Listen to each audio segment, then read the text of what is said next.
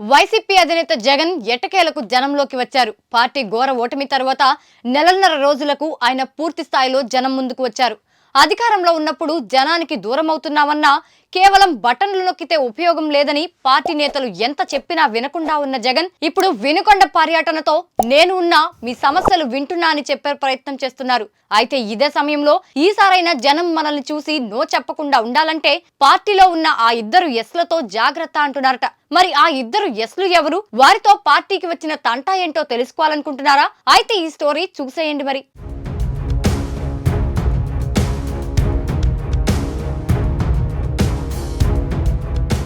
సార్వత్రిక ఎన్నికలు ముగిసి నెలన్నర రోజులైన తరువాత వైసీపీ అధినేత జగన్ పూర్తిస్థాయి పొలిటికల్ ఎంట్రీ ఇచ్చారు. ఫలితాల రోజు మీడియా ముందుకు వచ్చి తన ఆవేదన వ్యక్తం చేసిన జగన్ ఆ తరువాత కొద్ది రోజులకు మాజీ ఎమ్మెల్యే పిన్నెల్లిని కలిసేందుకు నెల్లూరు జైలుకు వెళ్లారు. ఆపై పూర్తిగా ప్రస్తుత కూటమి ప్రభుత్వం తన పాలనలో జరిగిన అవకతవకలపై దృష్టి పెట్టిన నేపథ్యంలో ఆయన బెంగళూరు పులివెందులలో పర్యటిస్తూ తదుపరి రాజకీయ కార్యాచరణకు వ్యూహరచన చేస్తున్నారు. కొత్తగా ప్రభుత్వం ఏర్పాటైంది కాబట్టి పనిచేసేందుకు కొంత సమయం ఇచ్చిన తరువాత స్పందిద్దామని భావించినప్పటికీ వినుకొండలో జరిగిన కార్యకర్త హత్య ఒక్కసారిగా ఏపీ రాజకీయాన్ని హీటెక్కించింది. జగన్ ను కార్యక్షేత్రంలో అడుగుపెట్టేలా చేసింది.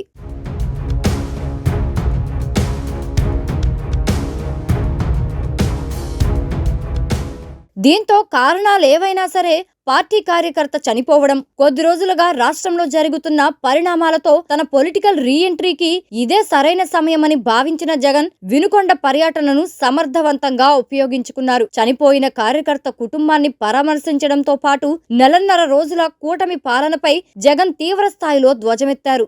ఏకంగా రాష్ట్రంలో రాష్ట్రపతి పాలన పెట్టేయాలని ఆయన డిమాండ్ చేశారు. ఆ తరువాత జరిగిన పార్లమెంటరీ పార్టీ సమావేశంలో ఎంపీలకు సైతం దిశానిర్దేశం చేశారు. రాష్ట్రంలో జరుగుతున్న అకృత్యాలను పార్లమెంట్లో ప్రస్తావించాలని వారిని ఆదేశించారు. మరోవైపు ఈ నెల 24న ఢిల్లీలో ధర్నాకు పిలుపునిస్తూ ఇకపై తాను యాక్టివ్గా ఉంటానన్న సంకేతాలను పార్టీ క్యాడర్కు, నేతలకు జగన్ పంపించారు.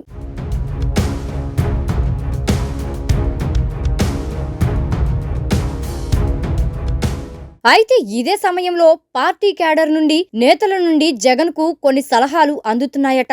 మనకు అధికారం ఉన్న సమయంలో మీ దృష్టికి పూర్తి వాస్తవాలు రాకుండా ఇద్దరు నేతలు మొత్తం నాశనం చేశారని వాపోతున్నారట. అందులో ఒకరు సజ్జల అయితే మరొకరు సాయిరెడ్డి అని ఆ ఇద్దరిపై ఉన్న విషయాలను కుండబద్దలు కొడుతున్నారట. సజ్జల అయితే తాను మొత్తం పవర్ సెంటర్ గా మారి పాలన అంటే సజ్జల చెబితేనే జరుగుతుందనే విధంగా వ్యవహరించారని నాడు జరిగిన తతంగంపై జగన్ కు ఫిర్యాదు చేస్తున్నారట. మంత్రులకు సంబంధించిన శాఖల గురించి కూడా తానే మాట్లాడి సకల శాఖ మంత్రిగా జనంలో పార్టీ పలుచనయ్యేలా వ్యవహరించారని, పార్టీ ఓటమికి సగం కారణం అతనే అని జగన్ కు గుర్తు చేస్తున్నారట. ఇక సాయిరెడ్డి అయితే ఉత్తరాంధ్రలో పార్టీ ఊసే లేకుండా అవ్వటానికి ఆయనే కారణమని గొల్లుమంటున్నారట.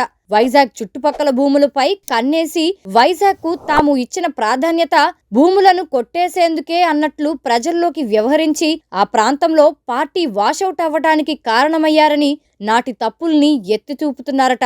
ఇదంతా ఒకెత్తైతే ఇప్పుడు దేవాదాయ శాఖ అసిస్టెంట్ కమిషనర్ శాంతి ఎపిసోడ్తో పార్టీ పరువు నడిరోడ్డుకు తెచ్చారని, కాబట్టి ఇకపై పార్టీ పరంగా తీసుకునే కార్యక్రమాలకు ఆ ఇద్దరిని దూరంగా పెట్టి నేతలకు, పార్టీ క్యాడర్కు అందుబాటులో ఉండమని అధినేతకు సలహాలిస్తున్నారట.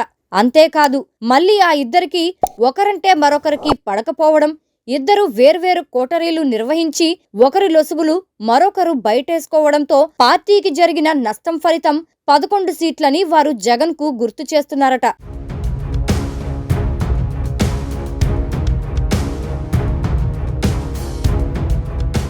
మొత్తంగా కొంతమంది బూత్ నేతల నోటి దురదకు, ఆ తరువాత సాయిరెడ్డి, సజ్జల ఓవర్ యాక్షన్ కు జనం మనకు 5 ఏళ్ల కఠిన శిక్ష వేశారని, మళ్లీ ప్రజల్లోకి వెళ్లేందుకు వచ్చే అవకాశాల్ని సద్వినియోగం చేసుకుంటూ రేసులోకి వెళ్లాలంటే ఖచ్చితంగా ఈసారైనా బటన్లను, బడాయి వాళ్లను నమ్ముకోవద్దని జగన్ కు హితవు పలుకుతున్నారట.